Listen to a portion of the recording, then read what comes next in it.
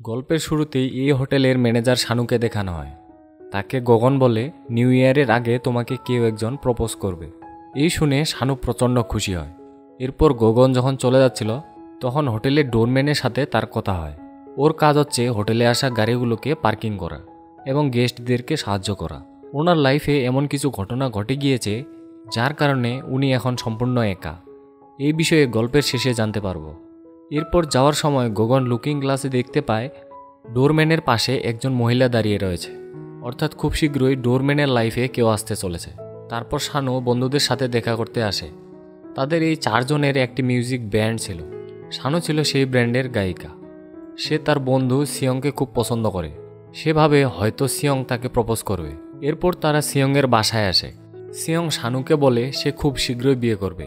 তার বিয়েতে শানুকে অবশ্যই গান গাইতে হবে। এই শুনে শানু দুঃখ কষ্টে অনেক বেশি ড্রিঙ্ক করে ফেলে এবং সেখানেই ঘুমিয়ে পড়ে। পরদিন সকালে সিয়ং তাকে এগিয়ে দিতে আসে। সচিন জিজ্ঞেস করে, তুমি কি সত্যি বিয়ে করবে? সে বলে সে নিউ ইয়ারের আগেই বিয়ে করবে এবং তার বিয়ের অনুষ্ঠান হবে শানুর অ্যামব্রোজ হোটেলে। এসব কিছু শুনে শানু প্রচণ্ড কষ্ট পায়। শানুর আপন বলতে রয়েছে তার একমাত্র ভাই। তার বন্ধুরা তাকে বলে তারা তিনজন একই মেয়ের প্রেমে পড়ে গিয়েছে। মেয়েটির নাম আয়ং। তখন ওই আয়ং তাদের সামনে দিয়ে যাচ্ছিল। প্রথম দেখায় পার্ক তার প্রেমে পড়ে যায়। এরপর সচিন এবং হোটেলের একজন স্টাফ এক লোকের বিষয়ে কথা বলছিল। পেশায় সে একজন ডক্টর, কিন্তু কোনো মেয়ে তাকে পছন্দ করে না। তাই বহু চেষ্টা করেও সে বিয়ে করতে পারছে না। এজন্যে প্রতি সপ্তাহে নতুন নতুন মেয়েদের সাথে মিট করার জন্য এই হোটেলে আসে। অপরদিকে গল্পের আরেকজন ক্যারেক্টার লিয়াকে দেখানো হয়। সে পেশায় একজন সিঙ্গার। নিউ ইয়ারের দিন এই অ্যামব্রোজ হোটেলে তার একটি কনসার্ট রয়েছে। সে তার প্র্যাকটিস করার জন্য অ্যামব্রোজ হোটেলে এসেছে। এ হচ্ছে লিয়াংয়ের বেস্ট ফ্রেন্ড ম্যানেজার সাংহুন। তার বাড়িঘর সব কিছু বিক্রি করে দিয়েছিল লিয়াংকে সিঙ্গার বানানোর জন্য। লিয়াংয়ের প্রচুর ফ্যান ফলোয়ার্স রয়েছে। তার জন্য সবাই ওদের আগ্রহে হোটেলের পার্কিংয়ে অপেক্ষা করছিল। বাইরের পরিস্থিতি দেখার জন্য সাংহুন দরজা খুলে উকি মারে। তাকে দেখে সবাই হতাশ হয়ে পড়ে। এরপর লিয়াং বাইরে আসলে সবাই তার উপর হুমড়ি খেয়ে পড়ে, কিন্তু তাদের গাড়ি স্টার্ট নিচ্ছিল না। লোকজন লিয়াংকে বলে তোমার উচিত নতুন একটি গাড়ি নেওয়া এবং এই বিশ্রী দেখতে ম্যানেজারটাকে পরিবর্তন করা। এরপর তারা তাদের খারাপ গাড়িটাকে নিয়ে বেরিয়ে পড়ে। লিয়াং বলে খুব শীঘ্রই তাদের নতুন একটি গাড়ি কিনতে হবে। সাংহুন বলে পরবর্তী কয়েকটা কনসার্টের টাকা জমিয়ে আমরা নতুন একটি গাড়ি কিনতে পারবো। পরদিন সকালে হোটেলে একজন গেস্ট আসে। ডোরম্যান এগিয়ে যায় গাড়ি থেকে ব্যাগ নামানোর জন্য। সে গাড়ি থেকে একজন মহিলা বেরিয়ে আসে। ডোরম্যান তার দিকে অবাক হয়ে তাকিয়ে থাকে। মহিলাটি বলে, আমাকে চিনতে পেরেছ? আমার নাম বয়ং। ডোরম্যান বলে, সত্যি তুমি বয়ং? কেমন আছো তুমি? অনেক দিন কেটে গেল তাই না? এই শুনে মহিলাটির চোখ জলজল করতে থাকে। সে ডোরম্যানকে তার ভিজিটিং কার্ড দিয়ে হোটেলে চলে যায়। অপরদিকে সেই ডক্টর আজও হোটেলে এসেছে নতুন আরেকটি মেয়ের সাথে দেখা করার জন্য। হোটেলের ওয়াশরুমে সেই মেয়েটি তার বন্ধুকে বলছিল সে এমন একজনকে বিয়ে করতে চায় যে সব সময় পরিবারকে সময় দিবে এবং নিজে রান্না করতে পারবে। কিন্তু তার এমন মানুষ অপছন্দ যারা খাবার চিবানোর সময় গরুর মতো শব্দ করে। তাদের সমস্ত কথাবার্তা শানু শুনতে পায়। সে ওয়াশরুম থেকে বেরিয়ে আসে এবং একটি কাগজে লিখে মেয়েরা গরুর মতো শব্দ করে খাবার চিবানো লোকদের পছন্দ করে না। তারা পছন্দ করে যারা পরিবারকে সময় দেয়, রান্না করতে পারে। এই লিখে সে কাগজটা ডক্টরের কাছে পাঠায়। ডক্টর তাকে ধন্যবাদ জানায়। দেখা যায় শানু যেরকমটা লিখেছিল ডক্টর বুঝে তার উল্টোটা, তাই সে গরুর মতো খাবার চিবোতে শুরু করে। এই দেখে মেয়েরা উঠে চলে যায়। তখন শানুর বন্ধু সিয়ং তাকে ফোন করে আগামীকাল একটি রেস্টুরেন্টে আসতে বলে। রেস্টুরেন্টে গেলে সিয়ং শানুকে তার গার্লফ্রেন্ডের সাথে পরিচয় করিয়ে দেয়, যাকে সে 31st নাইটে বিয়ে করবে। মেয়েটির নাম ইয়ংজু। খাবার অর্ডার করার সময় সিয়ং স্পাইসি এবং অয়েলি খাবার অর্ডার করে, যা সিয়ং এবং শানু খেতে পছন্দ করতো না। বিষয়টা লক্ষ্য করে বুঝতে পারে এই খাবারগুলো ইয়ংজু খুব পছন্দ করে। এজন্য সিয়ং এখন স্পাইসি এবং অয়েলি খাবারে শিফট হয়ে গিয়েছে। এতে শানুর মন খুব খারাপ হয়। এদিকে স্কুলের পার্কে এক বন্ধু বলে সে আয়ংকে প্রপোজ করতে চায়। তার বাকি দুজন বন্ধু বলে তারাও আয়ংকে প্রপোজ করবে। তার বাকি দুজন বন্ধুও বলে তারাও আয়ংকে প্রপোজ করবে। তারা 100% শিওর যে আয়ং তাদের তিনজনকে রিজেক্ট করে দিবে। তাই তারা তিন বন্ধু একসাথে রিজেক্ট হলে সে কষ্ট খুব সহজেই কাটিয়ে উঠতে পারবে। এই বলে তারা বাড়ির দিকে রওনা হয়। তারা দেখতে পায় তাদের স্কুল মাঠে দুজন বয়স্ক মানুষ বাচ্চাদের মতো খেলাধুলা করছে। সেই বয়স্ক দুজন মানুষ হচ্ছে ডোরম্যান এবং বয়ং। তারা এই স্কুলে পড়তো, তাই তাদের স্মৃতি বিজড়িত স্কুলটা দেখানোর জন্য এখানে এসেছে। বয়ং তাকে বলে তার মেয়ের নাম ইয়ংজু। খুব শীঘ্রই তার মেয়ের বিয়ে তাদের অ্যাম্ব্রোজ হোটেলে অনুষ্ঠিত হবে। তখন ডোরম্যানের অতীতের কিছু কথা মনে পড়ে, যে কোনো এক কারণে তার বহু বছর জেল হয়ে গিয়েছিল। বয়ং এসে বলে তার পরিবার বিয়ের জন্য তাকে খুব প্রেসার দিচ্ছে, তাই তাকে অন্য কাউকে বিয়ে করতে হবে। সে আরও বলে জেল থেকে ছাড়া পেয়ে তুমিও বিয়ে করে নেবে। কোনো একদিন যদি আমাদের আবারও দেখা হয় এবং আমরা দুজনেই যদি সিঙ্গেল থাকি, তখন আমরা অবশ্যই বিয়ে করব। ততদিন পর্যন্ত নিজের খেয়াল রেখো। এরপর সিন আবারও বর্তমানে চলে আসে। পার্ক তার বন্ধুদের সাথে আয়ংয়ের কাছে যায়। তারা অবাক হয়ে তাকিয়ে দেখতে থাকে। পার্ক তাকে হাত নাড়িয়ে হ্যালো বলে এবং এর উত্তরে সেও হাত নাড়ায়। এতে পার্কের বন্ধুরা ভাবে আয়ং তাদেরকে হ্যালো বলছে। এরপর তারা এক এক করে প্রপোজ করতে যায় এবং ব্যর্থ হয়ে চলে আসে। তাদের তৃতীয় বন্ধু একটি ফন্দি আঁকে। সে গিয়ে বলে আমি বাকিদের থেকে আলাদা, তোমাকে মোটেও পছন্দ করি না। তখন আয়ং বলে আমিও তোমাকে পছন্দ করি না, দয়া করে যেতে পারো। অর্থাৎ তার ফন্দিটি ফেল হয়ে গিয়েছে। এরপর তারা যখন চলে যাচ্ছিল, তখন আয়ং এসে পার্ককে বলে তুমি প্রপোজ করোনি কেন? পার্ক বলে আমি প্রপোজ করতে আসিনি, আমি এই পাগলগুলোর সাথে এসেছি। আয়ং বলে তারা সত্যিই খুব ফানি। এরপর পার্ক যখন চলে আসছিল, তখন আয়ং তার নাম ধরে ডাকে, ক্রিসমাসের শুভেচ্ছা জানায়। এতে তার বন্ধুরা পুরো অবাক হয়ে যায়। অপরদিকে শানু ইয়ংজু এর সাথে শপিংয়ে আসে। ইয়ংজু বলে সিয়ং এখনও তাকে প্রপোজ করেনি, সে খুবই লাজুক প্রকৃতির। তখন সে একটি প্লেট নিয়ে বলে সিয়ং হয়তো এই ডিজাইনটা খুব পছন্দ করবে। শানু অন্য আরেকটি প্লেট নিয়ে বলে সে এই ধরনের ডিজাইন বেশি পছন্দ করে। তখন সিয়ং চলে আসে এবং সে প্লেটটাকে খুব পছন্দ করে। শানু তাকে পাশে ডেকে নিয়ে বলে তোমরা খুব শীঘ্রই বিয়ে করবে, কিন্তু তুমি এখনও তাকে প্রপোজ করোনি, তোমার উচিত তাকে আগে প্রপোজ করা। দোকানের একজন স্টাফ তাদেরকে দেখে বিয়ে করা কাপল মনে করে। শানু ইয়ংজুকে দেখিয়ে বলে ওরা দুজন হচ্ছে কাপল। এরপর ক্রিসমাসের সন্ধ্যায় লিয়াং তার কনসার্টের জন্য রেডি হচ্ছিল। তখন মিস্ট নামক একটি হিপ হপ ম্যানেজমেন্ট কোম্পানি থেকে লিয়াংয়ের জন্য অফার নিয়ে আসা হয়। তারা বলে এর আগেও একবার তোমার সাথে কাজ করেছিলাম, তাই আমরা চাই তুমি পার্মানেন্টলি আমাদের কোম্পানিতে জয়েন করো, কারণ প্রত্যেকটা বড় মাছের অধিকার রয়েছে মহাসাগরে সাঁতার কাটা। আমরা তোমাকে মহাসাগরে নিয়ে যেতে চাই। তাদের কথাবার্তা শুনে সাঙ্গুর পুরনো একটি ঘটনা মনে পড়ে। তারা একবার মিস্ট কোম্পানির সাথে একটা শো করতে গিয়েছিল। শোয়ের মাঝে লিয়াং ইজেক্ট হয়ে গেলেও তারা লিয়াংকে পারফর্ম করতে বলে। এই নিয়ে তাদের সাথে সাঙ্গুনের ঝগড়া বেঁধে যায়। এরপর সাঙ্গুন লিয়াংকে বলে তুমি ওদেরকে চিনতে পেরেছ, ওদের অফার গ্রহণ করা মোটেও উচিত হবে না। এরপর লিয়াংয়ের কনসার্ট শুরু হয়ে যায়। হোটেলের সবাই তার কনসার্ট দেখতে আসে। কনসার্ট শেষে রাতের বেলা বয়ং ডোরম্যানকে বাস স্টেশন পর্যন্ত এগিয়ে দেয়।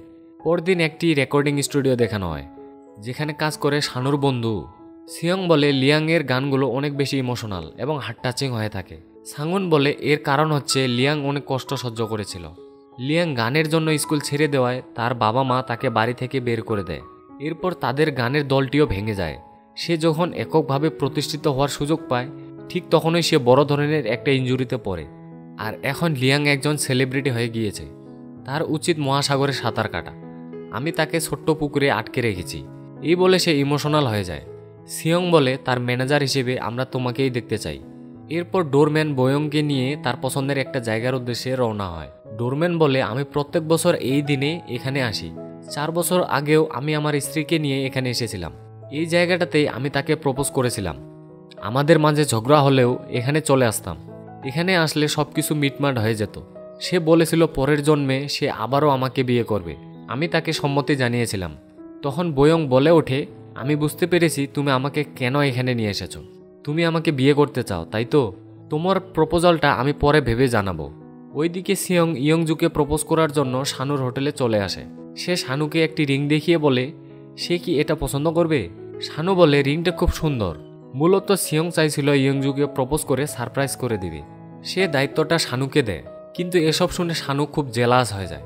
সে চায় না তার ভালোবাসার মানুষটি অন্য কারো হয়ে যাক।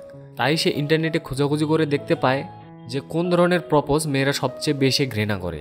সে কেকের মধ্যে রিংটা ঢুকিয়ে দেয়, কিন্তু হয় তার উল্টোটা। সে মুখ থেকে রিংটা বের করে আনে। ইমোশনাল হয়ে সিয়ংকে জড়িয়ে ধরে। শানুর সমস্ত প্ল্যান ফেল হয়ে যায়। এতে সে প্রচণ্ড মন খারাপ করে বাড়ি চলে আসে। তার ভাই পার্ককে বলে যদি তুমি পছন্দের মেয়েটাকেও ভয় পেয়ে যাও তাহলে সংকোচ করবে না, তা না হলে সারা জীবন আফসোস করে যেতে হবে। তখন টিভিতে এমন একটি মেল বক্স দেখানো হয় যেটা এখনও চিঠি পোস্ট করলে তা 1 বছর পরে নির্দিষ্ট ব্যক্তির কাছে পৌঁছে দেওয়া হবে। এই দেখে শানু চমকে ওঠে। তার ভাই বলে ওইখান থেকে তোমার জন্য একটা চিঠি এসেছে। চিঠি দেখে সে আরও অনেক বেশি ভয় পেয়ে যায়, কারণ 1 বছর আগে আজকের এই দিনে শানু এবং সিয়ং একে অপরকে দুটো চিঠি লিখেছিল এবং সেই চিঠি ওই মেল বক্সে দেওয়া এবং সেই চিঠিও ওই মেল বক্সেই দেয়, যা ঠিক 1 বছর পরে তার কাছে এসেছে। চিঠিতে লেখা রয়েছে, প্রিয় শানু, যখন এই চিঠিটা তোমার হাতে পৌঁছাবে তখন হয়তো আর তুমি সিঙ্গেল থাকবে না। আশা করি তুমি হয়তো একটি সুন্দর রিলেশনশিপে থাকবে একজন সুন্দর মানুষের সাথে, এবং বন্ধু হিসেবে আমাকে সবসময় তোমার পাশে খুঁজে পাবে। ইতি তোমার বন্ধু সিয়ং। চিঠিটা পরে শানু দূরে পার্কের কাছে এসে বলে ওই দিন সিয়ংয়ের উদ্দেশ্যে চিঠি লিখেছিল, যেভাবেই হোক তার চিঠিটা যেন সিয়ংয়ের কাছে না পৌঁছায়। এরপর পার্ক সে চিঠির অফিস থেকে শানুর লেখা চিঠিটা তুলে নেয় এবং তাকে ফোন করে চিঠিটা পড়ে শোনায়। শানু লিখেছিল, আমি ভাবছি যখন তুমি চিঠিটা পড়বে তখন আমরা কোথায় থাকব। তোমাকে প্রপোজ করতে পেরেছি, যদি এখনও না পারি তাহলে ভাববে আমার হৃদয়টা জলে পুড়ে ছাই হয়ে যাচ্ছে শুধু তোমাকে পাওয়ার আশায়। হয়তো তুমি আমার চেয়ে ভালো কাউকে খুঁজে পাবে, কিন্তু আমি সবসময় তোমাকেই ভালোবেসে যাব। এরপর সচিন মন খারাপ করে হোটেলের পার্কে বসেছিল। সিয়ং এবং ইয়ংজুর প্রিয় ওয়েডিংয়ের ছবিগুলো ইনস্টাগ্রামে দেখতে পায়। এ দেখে সে আরও বেশি হতাশ হয়ে পড়ে। উঠে যাওয়ার সময় তার জুতোটা আটকে পড়ে, তা ছুটাতে গিয়ে হিলটা ভেঙে যায়। এর সমাধান হিসেবে সে অন্য হিলটাও ভাঙার চেষ্টা করে, সে ব্যর্থ হয়। তখন সে ডক্টর সেখানে এসে তাকে সাহায্য করে। শানু বলে, আপনি তো ছুটির দিন ছাড়া হোটেলে আসেন না। ডক্টর বলে, আমি প্রায় সব সময় আসি, আপনি জানেন না। এরপর সে হিলটা ভেঙে জুতোটা পরিয়ে দেয়। শানু তাকে ধন্যবাদ জানায়। সে বলে, বছরটা খুব দ্রুতই কেটে গেল, তাই না? এই বলে সে চলে যায়। অপরদিকে লিয়াংয়ের সাথে চুক্তি করার জন্য মিস্ট নামক সেই কোম্পানিতে পেপারস পাঠায়। লিয়াং তার বন্ধু বা ম্যানেজার সাঙ্গুনের হাতে পেপারসগুলো দিয়ে বলে, এগুলো তোমার কাছে রেখো, খুলে দেখার প্রয়োজন নেই। সাঙ্গুন মিস্ট কোম্পানির ম্যানেজারকে দেখে প্রচণ্ড রেগে যায়, বলে, আমি লিয়াংয়ের বর্তমান ম্যানেজার, আপনার উচিত ছিল পেপারগুলো প্রথমে আমার হাতে দেওয়া। সে বলে, লিয়াং পেপারসগুলো চেয়ে নিয়েছে। এই শুনে সাঙ্গুন বুঝতে পারে লিয়াং হয়তো তাকে আর ম্যানেজার হিসেবে রাখতে চায় না।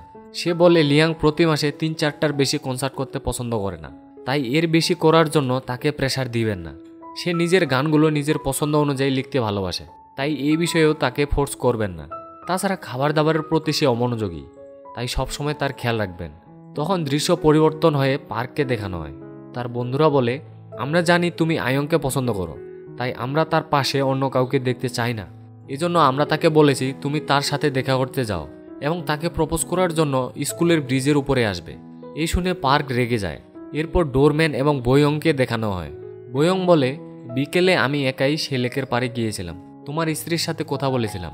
সে আমাকে বলেছে সে কখনোই তোমাকে ছেড়ে যেতে চায়নি, সবসময় তোমাকে আগলে রেখেছে, কারণ তুমি ছিলে খুব বাচ্চা সুলভ। সে আমার বিষয়ে সব কিছু জানে। আমি তাকে প্রমিস করেছি যে তোমার সাথে শেষ পর্যন্ত থাকব, তোমাকে ম্যাচিউর করে তুলব, যেন তুমি পরবর্তী লাইফে তার জন্য একদম পারফেক্ট হতে পারো। উত্তরে তোমার স্ত্রী বলেছে, বছরের শেষ দিনে যদি তুষারপাত হয় তাহলে ভাবতে হবে সে আমার প্রপোজাল অ্যাকসেপ্ট করেছে, কিন্তু যদি তুষারপাত না হয় তাহলে আমি কখনো তোমার সামনে আসব না। ওইদিকে কনসার্ট শেষে শেষবারের মতো সাঙ্গুন লিয়াংকে অ্যাম্ব্রোজ হোটেলে নিয়ে আসে, কিন্তু সে কিছুতেই তার চোখের পানি আটকে রাখতে পারছিল না। হোটেলের রেডিও চ্যানেলে লিয়াং বলে, আজ 31শে ডিসেম্বর, বছরের শেষ দিন কেমন ছিল? এই বছরটা হয়তো কিছু স্মৃতিময় মুহূর্ত ভরপুর ছিল, অথবা কিছু ছিল অনুশোচনা, কিন্তু এই বছরটা আপনাকে সুযোগ করে দিয়েছে আগের চেয়েও শক্তিশালী হওয়ার। হয়তোবা আপনার মনের কথাগুলো ভালোবাসার মানুষটিকে জানাতে ব্যর্থ হয়েছেন, কিন্তু সবকিছু ভুলে নিজেকে বলুন, আমি যা করেছি ভালো করেছি। আশা করছি নতুন বছরটা আরও বেশি আনন্দময় হবে। দেখা যায় বয়ংয়ের ডোরম্যান তুষারপাতের অপেক্ষায় ছিল। তখন সেই গগন তাদের হোটেলে আসে এবং ডোরম্যানকে একা দাঁড়িয়ে থাকতে দেখে অবাক হয়ে যায়। বলে, সে এখনও তোমার লাইফে প্রবেশ করেনি?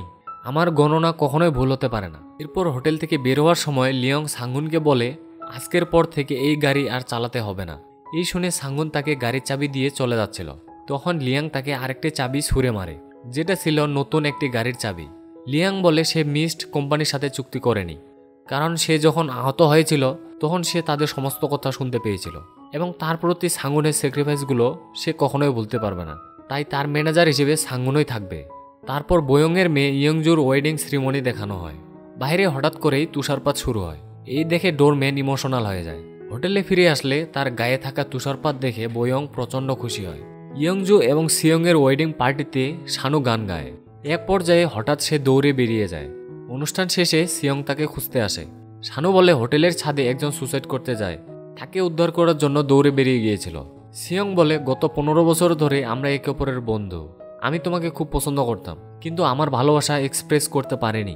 এই শুনে শানুর চোখে পানি চলে আসে, বলে আমিও তোমাকে পছন্দ করি, কিন্তু তা বলার সাহস হয়ে ওঠেনি, এটা আমাদের দুর্ভাগ্য ছিল। এই বলে সচিন তাকে কংগ্রাচুলেশন জানায়। এরপর পার্ক স্কুলে আসলে বুঝতে পারে স্কুলে সবাই তার এবং আয়ংয়ের বিষয়ে জেনে গেছে। তার বন্ধুরা তাকে নিয়ে স্কুলের ব্রিজে চলে আসে। অপরদিকে আয়ং সেখানে চলে আসায় তার বন্ধুরা তাকে সামনে এগিয়ে দেয় এবং বলে কি বলতে চাও বলো। পার্ক সাহস করে তাকে প্রপোজ করে ফেলে।